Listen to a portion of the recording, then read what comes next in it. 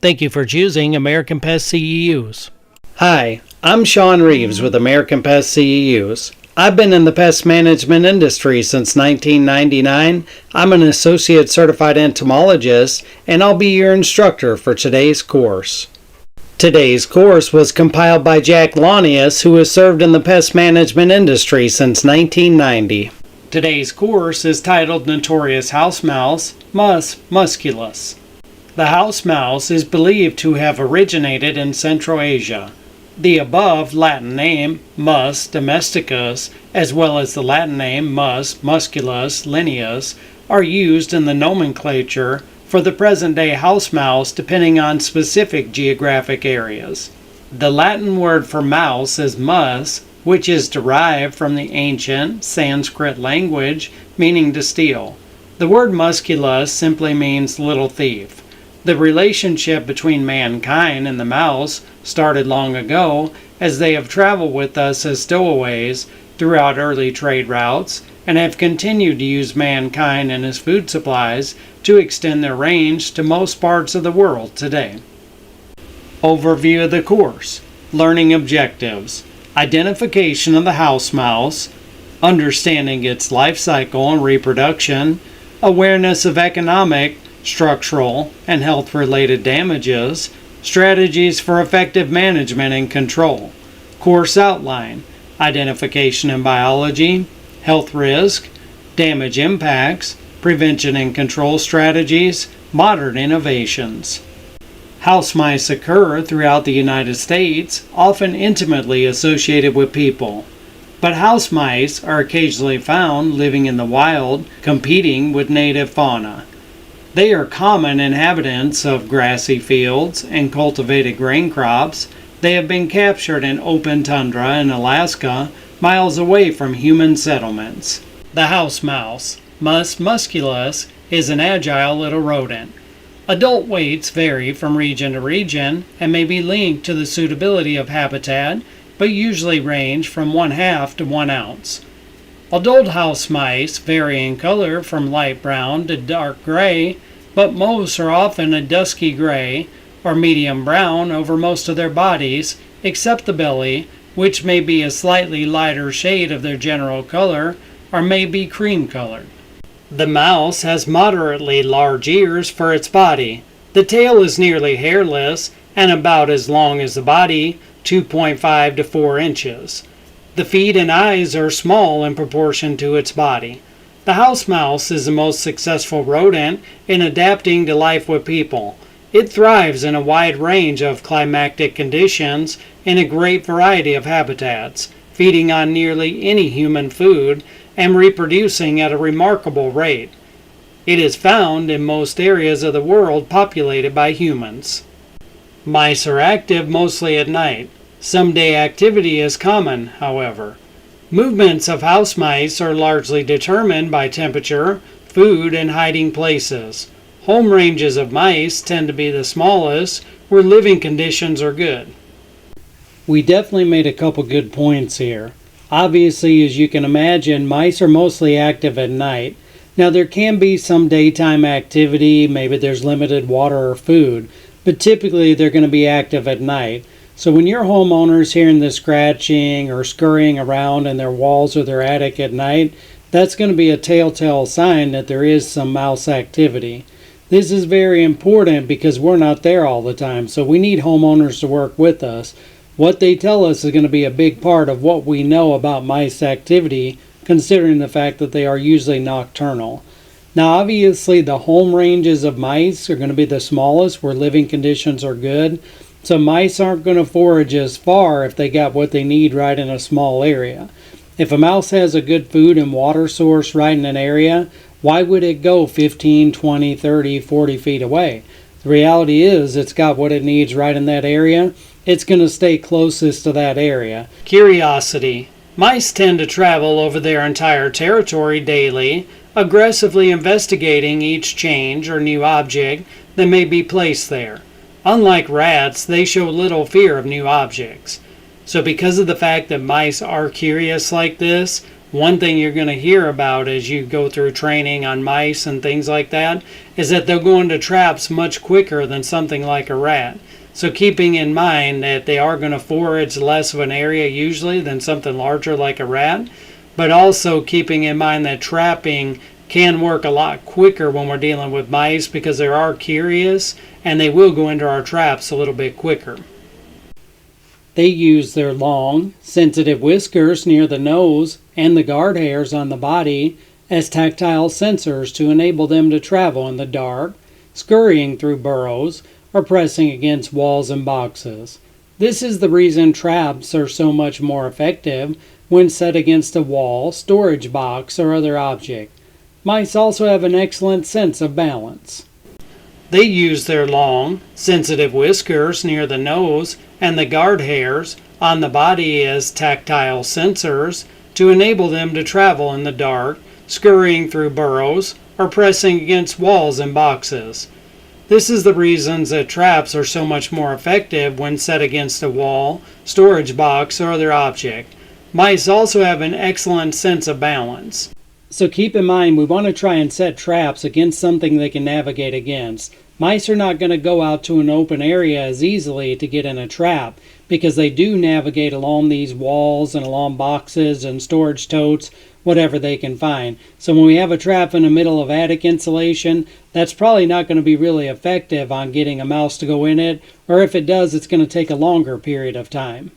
A mouse's ability to quickly carry out actions or movements is governed by constant practice of sequences of muscular movements, sometimes referred to as kinesthetic sense. A mouse essentially programs muscles, tendons, and nerves to follow a set path through the territory. This kinesthetic sense allows mice to quickly escape danger.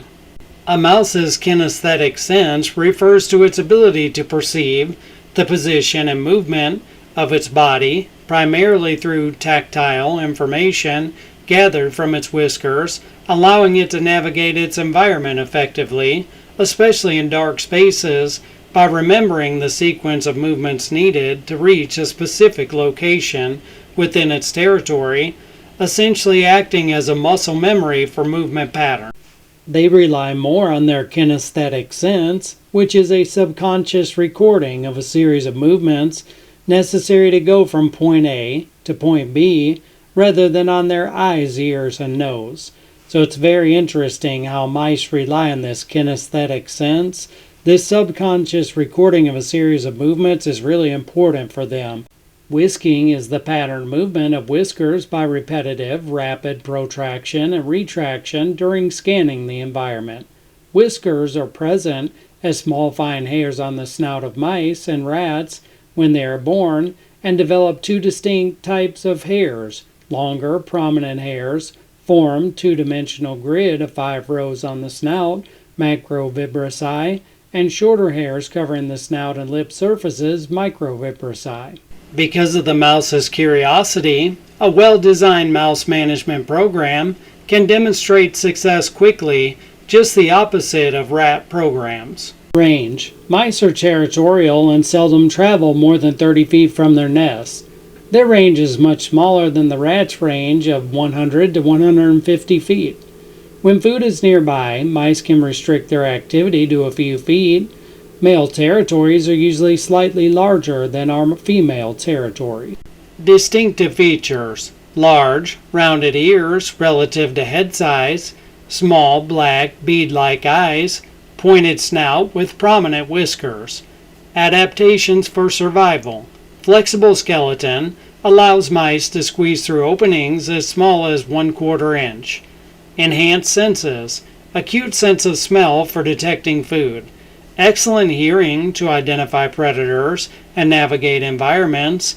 Poor vision, but strong reliance on whiskers for tactile feedback. Physical abilities: for their size, they are excellent jumpers. Agile individuals can jump 12 inches, 30.5 centimeters high, from the floor onto an elevated flat surface. So this is one of those things that always makes me think, how do mice get way up on shelves in garages? You know, people have those stackable shelves. They could be 5, 6, 8 feet high, People always ask how they get there. Well, let's be honest, as we see, they're excellent jumpers. It's almost like they have springs in their back legs. So mice can just spring up and get into these areas. So if you're ever wondering how that happens, mice can just jump from one shelf to another or something like that to get up to those higher areas, and that's why you're seeing them there. You know, sometimes mice remind me of a cat in the way they can jump from a high area. They can jump from a height of 8 feet, 2.5 meters to the floor. They can jump against a wall or flat vertical surface, using it as a springboard to gain additional height. They can run up almost any vertical surface, from wood and brick walls to metal girders, pipes, weathered sheet metal, wire mesh, and cables without much difficulty if the surface is rough.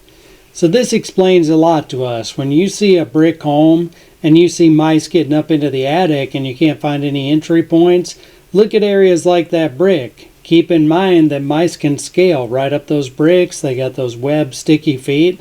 They're working their way up and in. That's why we need to look at areas like soffits and fascia and figure out if the rodents are able to get up in those areas. Because if they can scale a house just like this, obviously they can get right up and in. So obviously inspections themselves are very important when it comes to dealing with the house mouse, but especially understanding their habits and capabilities like this to work their way up and in from the outside.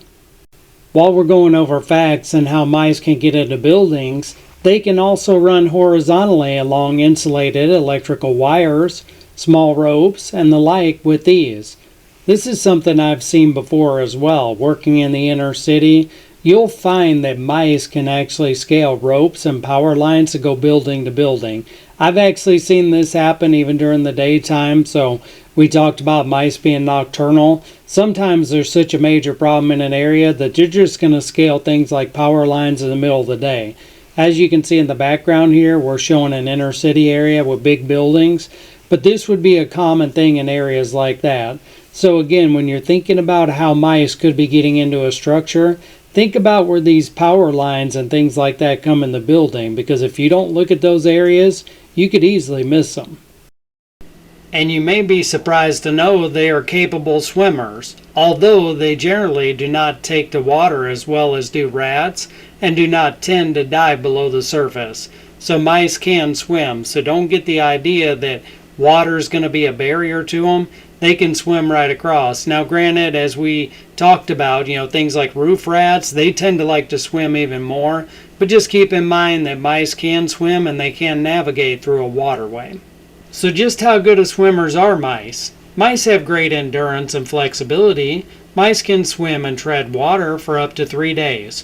When completely submerged, mice can also hold their breath for up to 3 minutes. So once again, I think we've landed the plane on the fact that water is not stopping mice, and it's pretty amazing what they can do around waterways. In other tidbits, they can walk or run along ledges too narrow for rats. They can survive for generations at a constant temperature of 24 degrees Fahrenheit or -4 Celsius. So in reality, we all need to understand, those of you taking this course, almost in any area you're in, you can have an issue with mice. You can even go up to Alaska and areas like that. You're still going to have mice issues. They're just one of those. You can go up to areas like Alaska and you're still going to have mice issues. Most all of you would probably be in an area of the country where the temperature is going to be 24 degrees of Fahrenheit or above most of the year. And in reality, think about it like this. Mice also live inside structures, so they can get transported place to place. And even if it's a little too cold outside, you know what's going to happen. They're going to end up inside the structures, and they can live in there. That's why they're called commensal rodent. They have been reported to be living 1,800 feet, 550 meters below the ground in a coal mine in England. Once again, we're going back to them being commensal rodents. So if you've got people down there, you got a coal mine, you got miners bringing in food, sandwiches, whatever, even 1,800 feet below ground, mice can still live.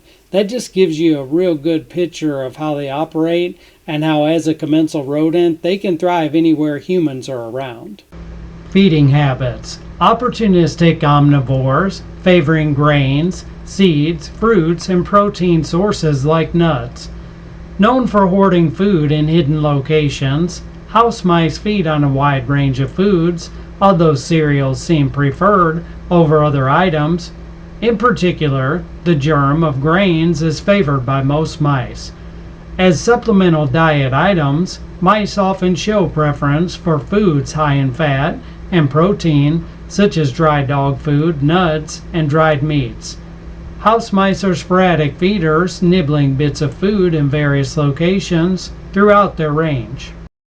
In my experience, the number one concern I've had for food for mice is going to be dry dog food. As we can see here, it checks the boxes. It's high in fat and protein.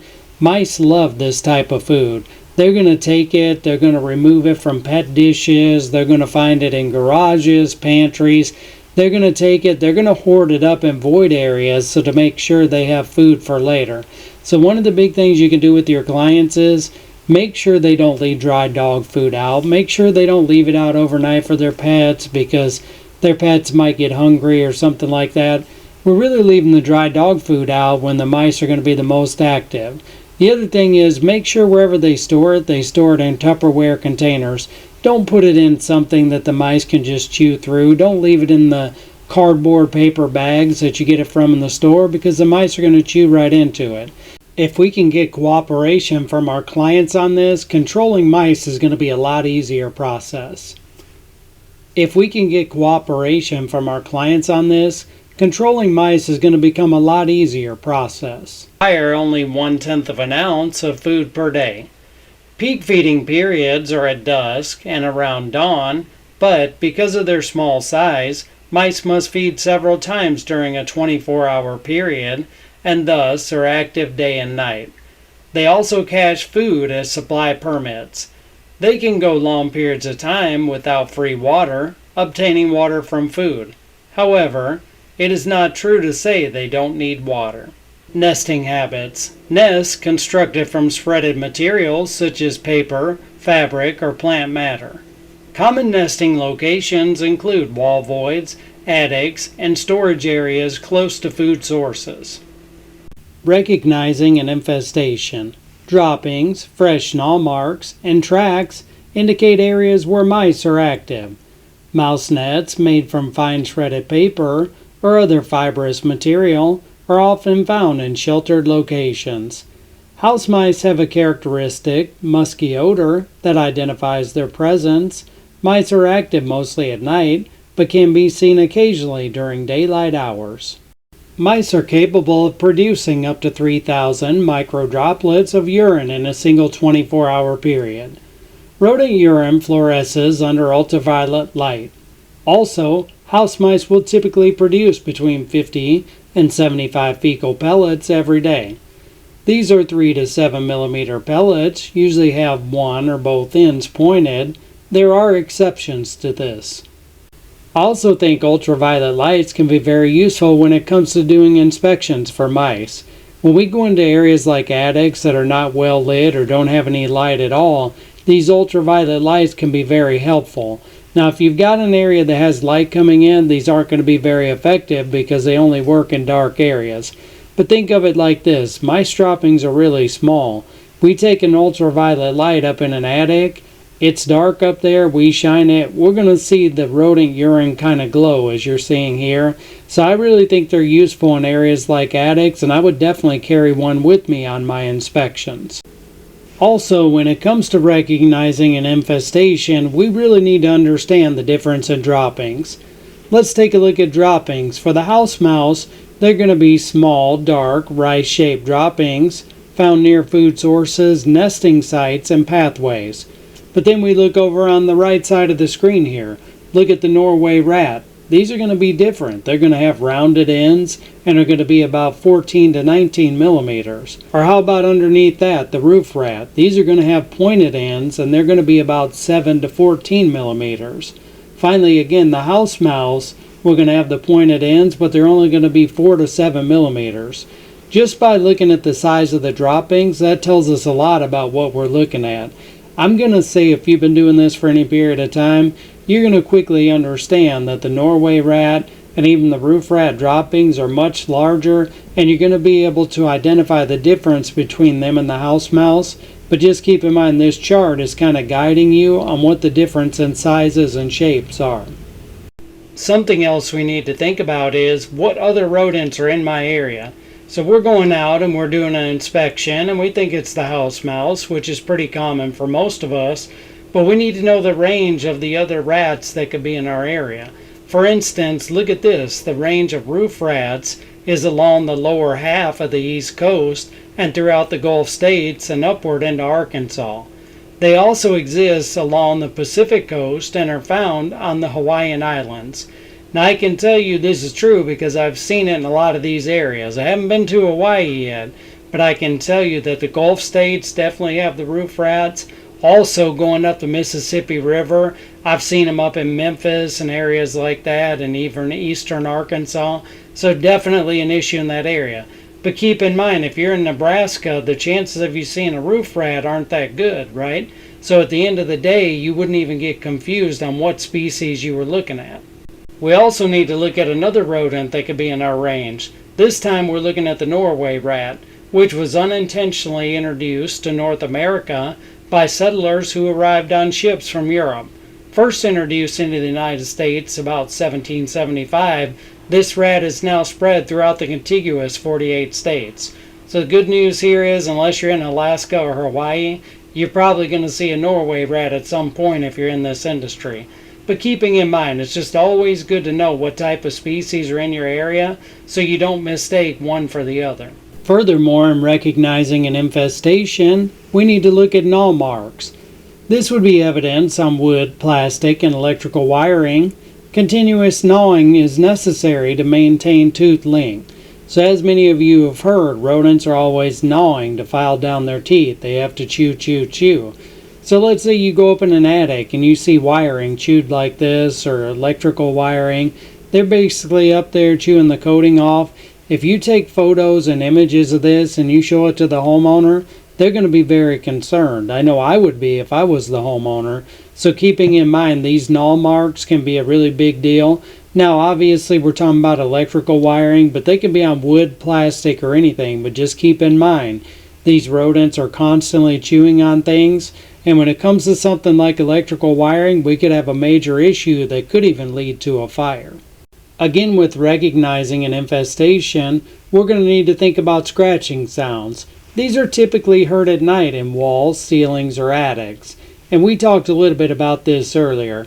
Now obviously you're not there at night usually when you're doing these inspections, so you're definitely going to need to lean on the homeowner or business owner to tell you what they're hearing.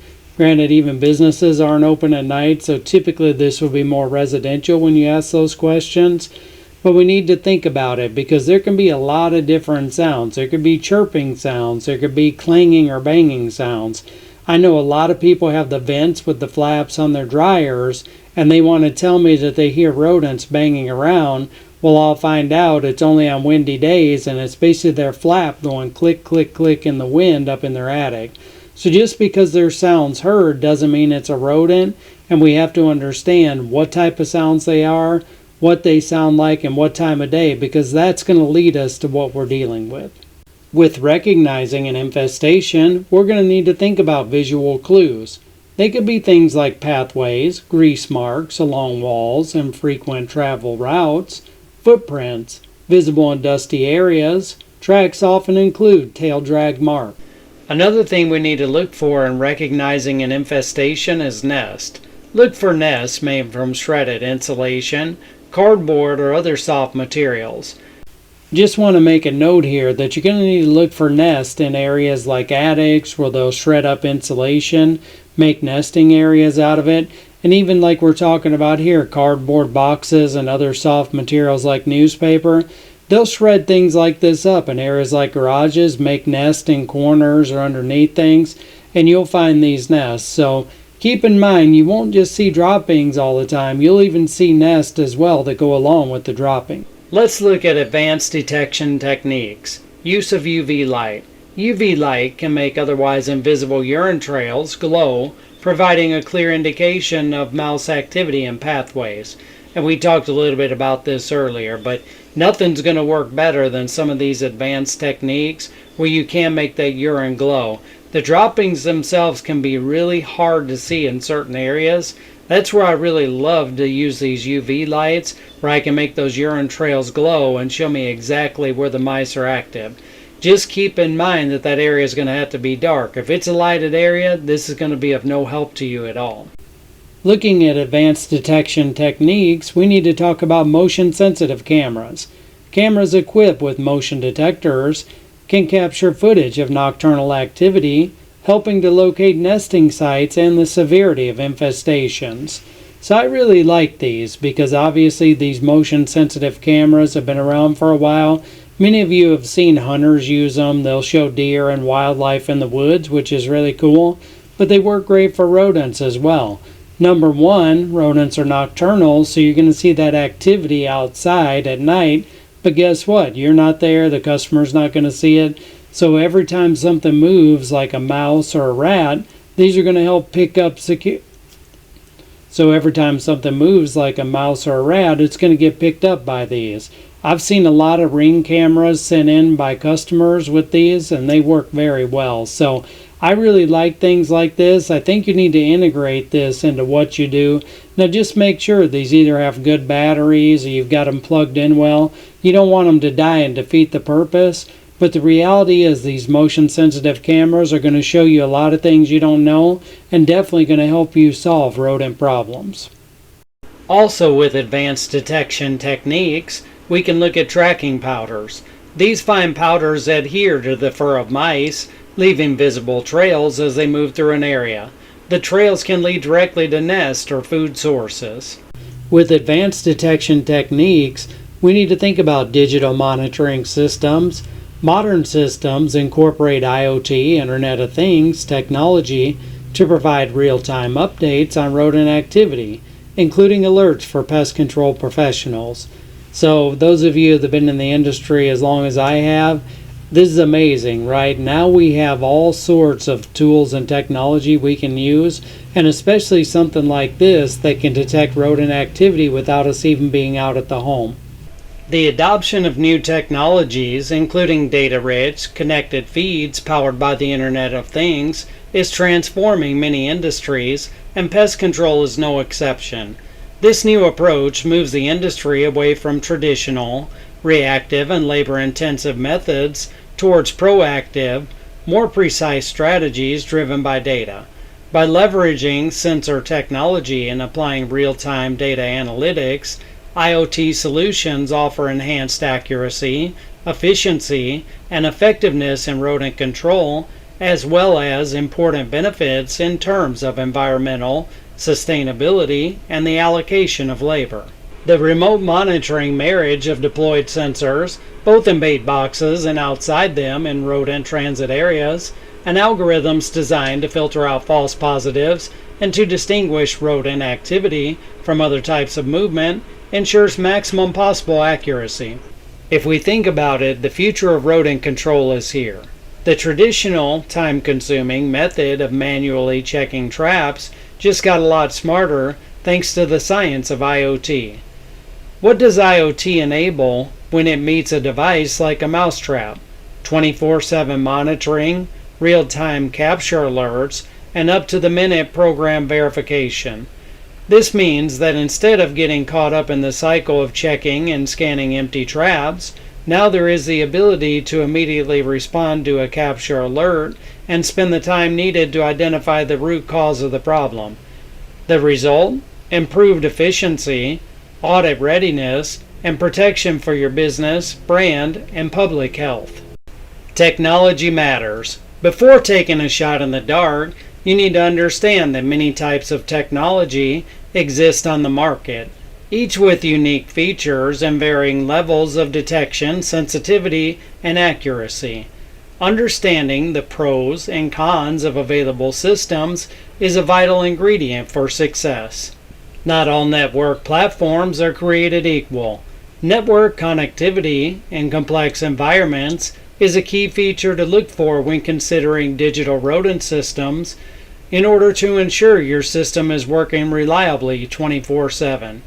Everyone is familiar with cellular and Wi-Fi networks, but did you know that these communication platforms can be challenged in factories, food processing facilities, convention centers, and other complex environments? False positives are common in many technologies available today. False capture alerts destroy the value proposition of remote monitoring and cause headaches and unnecessary labor. Be sure you understand this key performance metric and invest in a system that has solved this issue. The bottom line is the technology is there is some good technology. Do your research, make sure you read the reviews and understand the technology you're buying. This is a great thing, but like everything else, not every brand or competitor is the same, and you need to make sure you get a system that's going to work for you. I can tell you there's a lot to talk about when it comes to remote rodent monitoring. One thing we have to think about is the fact that it's labor intensive. It's really hard to keep going to these homes and checking traps over and over again. Another issue we run into is that they can be in hard to reach areas. So anytime you're putting rodent traps in an attic or an area like that, especially when you get down by the eaves and soffits, it's going to be really hard to get back into these areas. Another thing that's really important in my mind is a trapping schedule.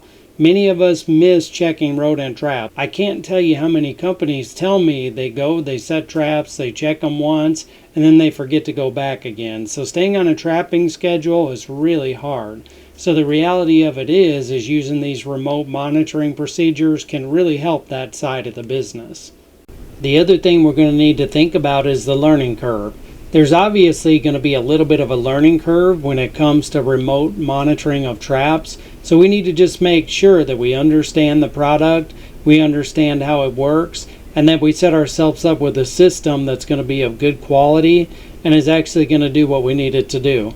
So make sure you search out the different manufacturers, make sure you read the directions, and that you understand the full functionality and how the system works, because nothing would be worse than investing all this money in remote monitoring and it not work, and then you still have to go physically keep checking those traps. Let's talk about disease transmission when it comes to the house mouse. Zoonotic diseases. Pathogens directly or indirectly transmitted to humans by mice. Disease transmission. 1. Hantavirus pulmonary syndrome HPS. Transmission. Inhalation of airborne particles from mouse urine, droppings, or saliva. Symptoms: fever, muscle aches, fatigue, progressing to severe respiratory distress. The second disease we want to look at when it comes to disease transmission is leptospirosis transmission. Skin contact with water or soil contaminated by infected urine. Symptoms: high fever, headache, muscle pain, jaundice, and kidney damage. When it comes to disease transmission, we also need to think about salmonellosis. Transmission is going to be by ingesting food or water contaminated with mouse feces. Symptoms: nausea, vomiting, diarrhea, and abdominal cramps. Our next disease associated with the house mouse is lymphocytic choriomeningitis virus, LCMV. Transmission: contact with saliva or urine of infected mice. Symptoms: flu-like symptoms with potential neurological complications. With disease transmission, we need to look at the historical context. Let's look at the role of rodents in transmitting Yersinia pestis bubonic plague through fleas. Started with an infected rodent that was bitten by a rat flea, and then the rat flea bit the human host. Now the reason why we're talking about bubonic plague is because in reality it's one of the biggest concerns people have had on their minds through the years.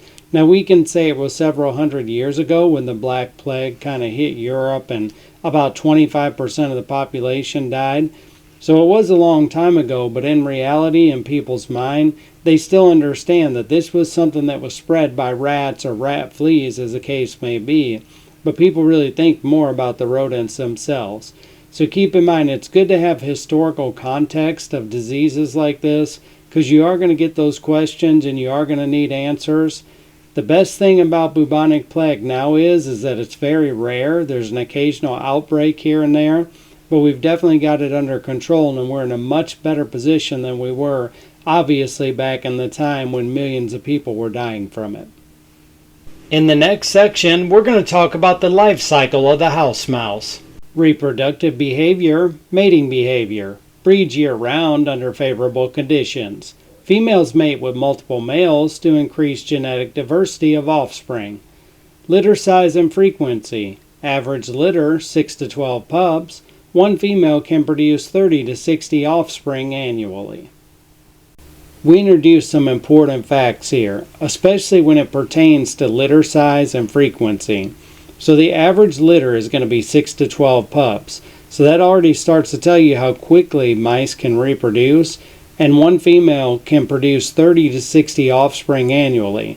So really quickly that pyramid can grow, right? They can just keep reproducing, and the reality is when somebody tells you, oh, I've only seen one mouse, have these facts ready. Understand how quickly they reproduce and make them understand why the problem needs to be taken care of, because it's not just the one you see, it's their ability to reproduce that could turn into hundreds before you know it. Development stages. 1. Neonatal. Born hairless and blind, weigh approximately 1 gram at birth, begin suckling immediately, develop fur within 1 week. 2. Juvenile. Eyes open at 10 to 14 days, start exploring outside the nest at 2 weeks, fully weaned by 21 days. 3. Adult. Reach sexual maturity at 6 to 8 weeks. Lifespan varies on predation and environment, typically 1 year in the wild and up to 2 years in captivity. Newborn mice are quite undeveloped, weighing between 0.02 and 0.03 ounce, and are nearly hairless. Eyes and ears are closed, but by the end of 2 weeks, the body is covered with hair and the eyes and ears are open. So I just wanted to point out that many of you may have seen these hairless mice, kind of wondered what they were. You can probably tell they're babies. And this just gives you a little bit more knowledge and understanding to pass on to your clients. When you're seeing these, you've got some newborn baby mice, so that definitely means that the mice have reproduced in the area. At about 3 weeks, the young begin short trips away from the nest and begin taking solid food.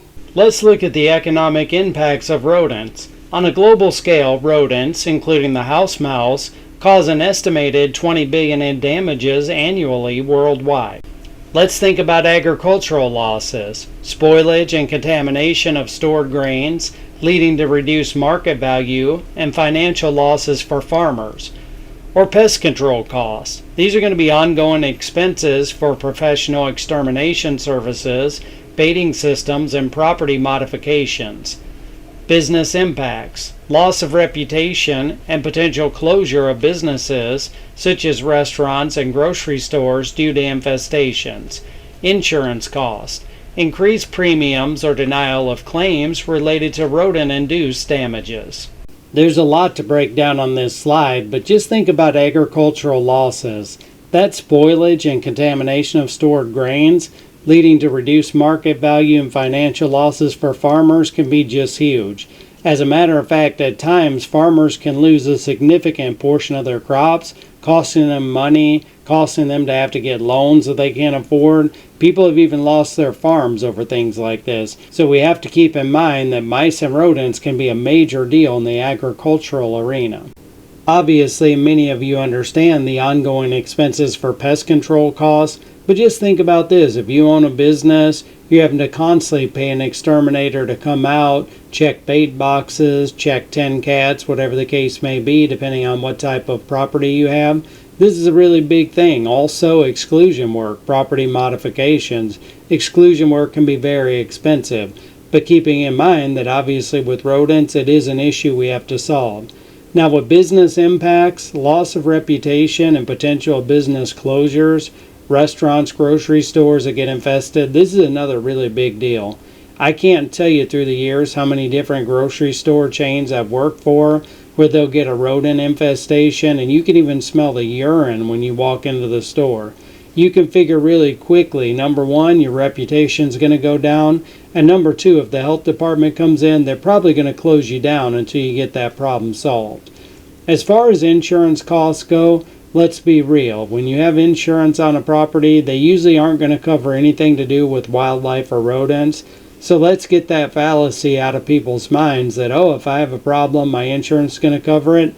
Typically they don't. My wife is a public insurance adjuster, and she'll tell you the same thing. It's very rare for somebody to get their insurance to pay for anything related to wildlife or mouse damage.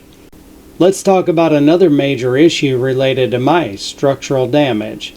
Let's look at wiring. Mice chew through electrical wiring, not only causing significant repair costs, but also increasing the risk of electrical fires, which account for tens of thousands of house fires annually. Damaged communication lines can disrupt business operations and home systems. Insulation. Mice often shred insulation to use in nesting, leaving behind contaminated materials that compromise thermal efficiency. Replacing insulation is costly and labor-intensive, often requiring decontamination of affected areas. There's some big points here. We've already talked a little bit about mice chewing through electrical wiring. Obviously, that can cause big repair issues. Also, looking at the risk of house fire, really big thing, and we already discussed that. Now, damaged communication lines, mice chew through internet lines, phone lines, whatever it may be. This can obviously disrupt businesses. This can cause them downtime and money. Usually, they're still going to have to pay their employees during this time. As far as insulation goes, I think this is another really big deal. When you have mice and rodents in an attic, leaving their urine and droppings all over insulation, you've got a more long-term problem. What do we do about that insulation? Some of you do sanitation services, maybe where you go in an attic and spray with a product called DSV or something like that. That knocks down some of the bacteria and things like that. But in reality, when you have urine everywhere and it's a really bad infestation, is that really going to solve the problem? Typically, no. A lot of times I know companies are extracting and putting back in new insulation.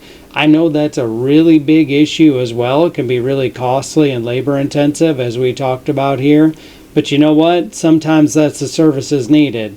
Now, not everybody wants to get in the insulation business. Any of you that have ever done it, like I have for years, understand it's a really dirty, nasty, hot business. It's not fun to do. It's not for everybody. But keep in mind, when that needs to be done, if you're not going to do it yourselves, instead of leaving the issue there and leaving the customer hanging, I would have a good referral partner you could refer to, because there's going to be times when the infestation's so bad that that insulation does need to be extracted, and new insulation needs to be either rolled or blown back in, which I like blown insulation a lot better with cellulose. It's much more dense, and you can even get it impregnated with like a boric acid. But at the end of the day, make sure you have a solution for this problem, because if you don't, you're really not helping your customer in the best ways possible. In the next section, we'll discuss health-related damages. Food contamination. A single mouse can contaminate far more food than it consumes.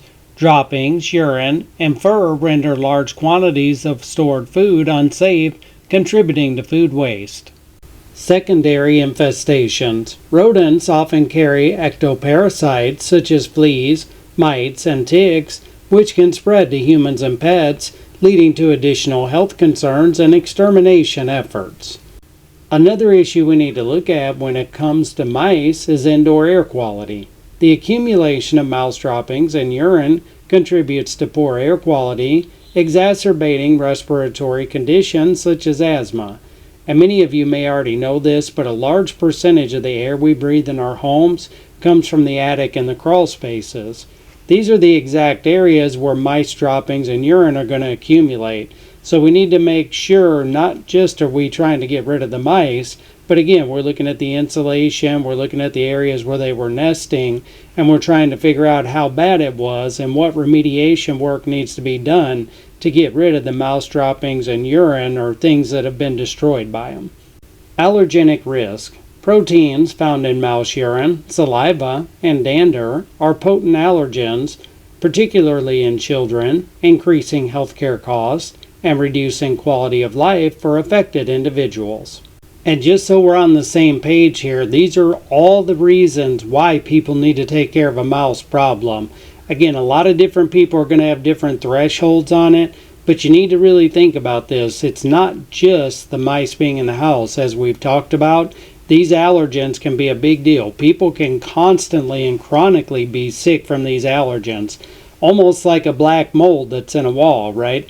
When you have these droppings, you have this urine, you have these things in the air that are going to bother people, you have to really, really think about what's the cost of this. Are people in the house having respiratory issues?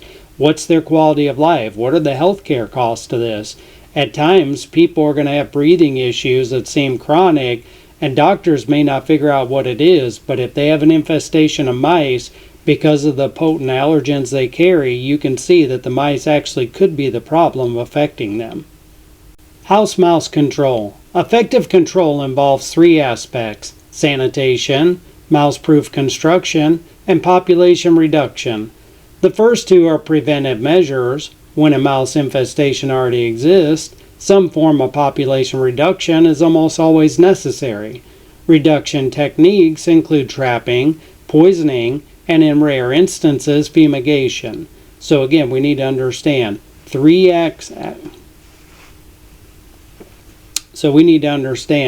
there's going to be three aspects of house mouse control.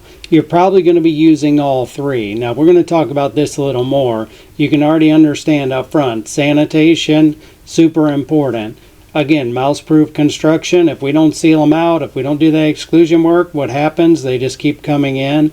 And obviously the population reduction, which we'll talk about, you can't leave the mice that are inside. You're going to have to take them out with traps or poisons in some cases, even though I don't like to use poisons indoors for a lot of different reasons. If we think about it, I mean, we don't really want to have dead rodents inside the house because of those odors. Also, we have to think about the fact that there could be children or pets in the house. So if we're using those poisons, we're really putting them in danger. We're putting ourselves at risk for liability. Just not something we want to do. But keep in mind, you're going to have to reduce that population inside the structures, because once they're in there, just sealing them out or trying to do it with just sanitation is typically not going to be enough. Sanitation. Proper sanitation is an important step in controlling house mouse populations. In particular, eliminate places where mice can find shelter. They cannot survive in large numbers if they have few places to rest, hide, or build nests and raise their young. Total elimination of mice through sanitation, however, is almost impossible. Most buildings where food is handled or stored will have problems with house mice, no matter how clean they are, if they have not been mouse-proofed. Prevention strategies: integrated pest management (IPM), exclusion, seal all potential entry points, use durable materials like steel, wool, and caulk, sanitation, eliminate clutter, and regularly dispose of trash, clean up food and water sources promptly. Habitat modification, trim vegetation near buildings, remove debris and nesting materials. You know, I hate to be the one to point out the obvious here, but do we really think we can solve a rodent issue on this home? Look at this tree growing over top of the house, growing right up beside it. This thing is a major superhighway for rodents to come right up and get in. On top of that, we've got a barrel tile roof. We've got a lot of issues here, right? So if we don't trim this tree back, if we don't modify that habitat, we're never going to solve a rodent issue. If you think you can keep mice from getting in a home like this, when they have this much access, when they only need a hole maybe the size of a dime, there's no possibility you're going to completely stop them. So if you miss habitat modification as part of your strategy, I can tell you you're going to fail on instances like this. Now, this is an egregious example, but guess what? This is pretty common. Everywhere I go, I see shrubs and trees and plants growing right up the sides of houses, and mice are just having that nice little superhighway to get in. Again, do a good inspection, make sure what habitat modification needs to be done, and make sure that you take the necessary steps to do so. Or look at this issue. In this case, we were doing an inspection and we found another superhighway for rodents to get inside the house. Here we were looking at an AC pipe chase that was wide open at the bottom, so it had the pipe going in that was maybe filling up half the pipe chase hole itself, but the rodents had another superhighway coming right up into the home. In this case, the AC pipe chase went right up into the attic. You can guess when we looked up in the attic there were droppings all over that area just above there. The reality is, if we don't do the needed exclusion work and we don't stop them at the base down here like you're looking, we're never going to solve the problem. We can put traps inside the home, the attic, we can use rodenticides, we can do 100 different things, but we have to do the exclusion work and we have to seal them out. If we don't, once again, the problem will never be solved. And of course, as we already mentioned, sanitation is another major concern. So as you can see in the image here, we're looking at a garage that was full of mice, and can you imagine why? We've got all this clutter everywhere. Now what you don't see in this photo is they even had stored food items in this garage. So if you're going to have a messy area, you're going to have stored food, you're going to have an area that maybe we can't even seal up perfectly like a garage. I know sometimes no matter what you do, they can find that little way in. Again, we're not going to solve the problem. We've got to clean up. We got to get rid of that food. We got to get rid of all the clutter, the stored items. This is a partnership with your customers too. I can't tell you how many times customers get frustrated at us as pest management professionals because we're not solving the problem in the way they would like or quickly enough or maybe not at all. We have to have that hand-in-hand partnership of them working with us and cleaning these areas up. I know pest control companies that even offer this as a service, almost like 2 men in a truck or college hunks hauling junk, whatever you want to call it. But they charge to clean up areas and they've done very well. However we can get these areas cleaned up is going to be very important to our success in solving rodent issues. Rodent-proof construction. Mouse-proof construction is the most successful and permanent form of house mouse control. Build them out by eliminating all openings larger than 1/4 inch through which they can enter a structure. Seal cracks in building foundations and openings for water pipes, vents, and utilities with metal or concrete. Doors, windows, and screens should fit tightly. Cover the edges of doors and windows with metal to prevent gnawing. Latex, plastic, rubber, wood, and other gnawable materials are unsuitable for plugging holes used by mice. Think about what you're doing here. Think about the areas that need to be sealed up, make sure the materials fit tightly, and also make sure that they can't be gnawed away at.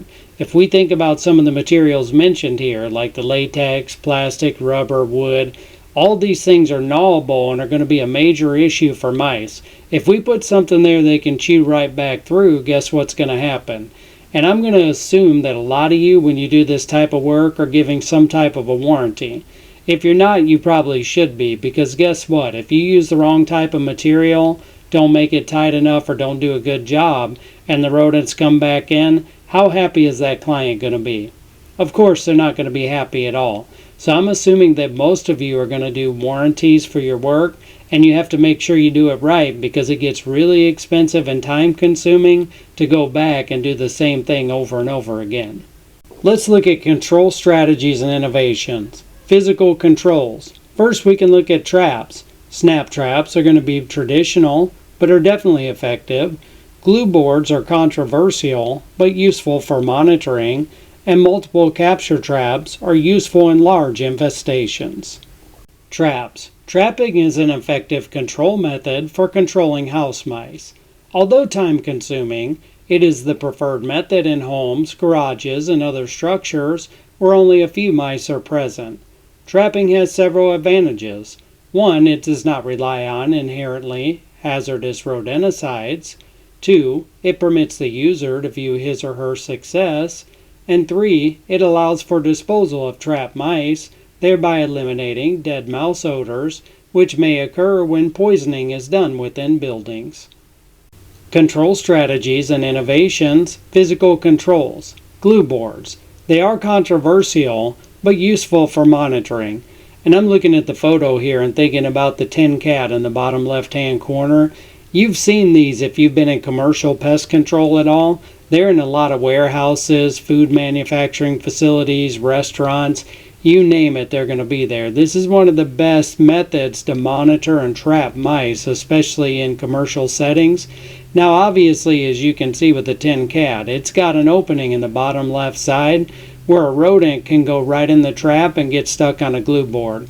A lot of times tin cats also have like a plastic window on top where you can see the rodent inside. But these are great in areas like food facilities, grocery stores, things like that.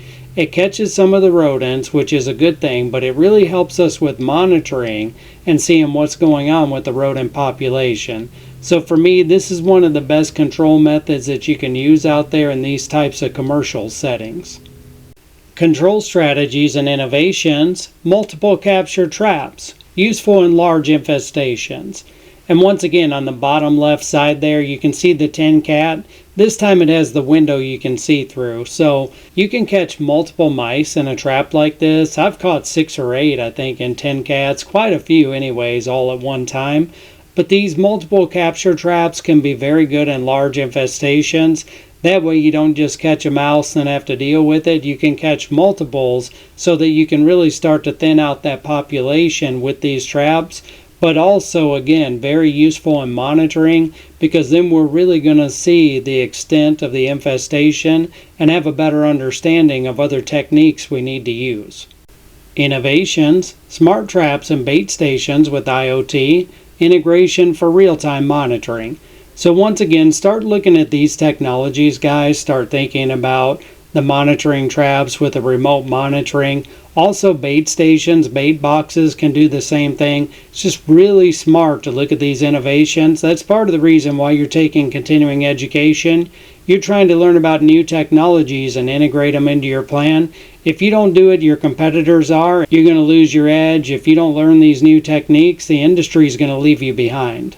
As I previously mentioned, bait stations have also evolved into electronic monitoring devices. The type of bait station can play an important role in saving time when there are hundreds or even dozens of stations on a property. Especially true on large accounts, this can save substantial amount of time on the technician's part, allowing them more time for inspections, mechanical control, exclusion, and other treatments. The bottom line here is, those of you doing any type of commercial control understand this. You could have potentially 10, 15, 20, even up to 150 bait stations on a property. So once again, integrating these electronic monitoring devices is just going to be very helpful for you in saving time in the future. And finally, we have chemical controls, which are rodenticides used carefully to prevent secondary poisoning. So just keep in mind, there's a lot of different chemical controls you can use. We just have to be careful of things like secondary poisoning and making sure that children and pets are not going to be able to access them in the areas they're in. Bait formulations. Rodenticides are available in many different bait formulations, and choosing the correct one can be difficult. The target species preference and the environmental conditions need to be considered. Bait should be fresh and of high quality. Here are some types of formulations and their advantages or disadvantages. Wax paraffin blocks. These are ideal for high moisture situations, such as in sewers or outdoors where seed baits may spoil quickly. Some have holes drilled in them to make them more easy to hang or string in place. Wax blocks are less acceptable to mice than seed or grain baits. Extruded baits. Similar in appearance to wax blocks, these are cooked, stabilized products with less wax than paraffin blocks, but are more moisture and weather resistant than seeds or pellets. Wax blocks and extruded baits feature multiple edges that rodents like to gnaw. Pelleted baits, highly weatherable and palatable. Mice often carry food to other locations called translocation, and the pellet formulation makes it easy for them to do that. This can result in the bait being moved to an area that may endanger non-target animals or contaminate food. Seed baits, formulated especially for mice, as seeds are one of their preferred foods, usually packaged in place packs, which the mice can tear open. Place packs keep the bait fresh. Meal baits, made from several different food-grade seeds and grains, meal baits have high acceptance among rodents. They are not weather resistant and are usually packaged in place packs. Since they cannot be translocated, they should be considered where there is a possibility rodents could transport bait to sensitive areas near food, children, or pets. Tracking powders, anticoagulant, or sometimes zinc phosphide in a powder form that is placed in rodent runways or wall voids. The rodent ingests the poison when it grooms itself. Tracking powders have a higher percentage of active ingredient than baits and must be used with caution and where the poison cannot be tracked onto food or other sensitive areas. Apply a paper-thin coating to lessen rodent avoidance. Water baits may be useful where food supplies cannot be limited, such as grain warehouses, and where water is scarce.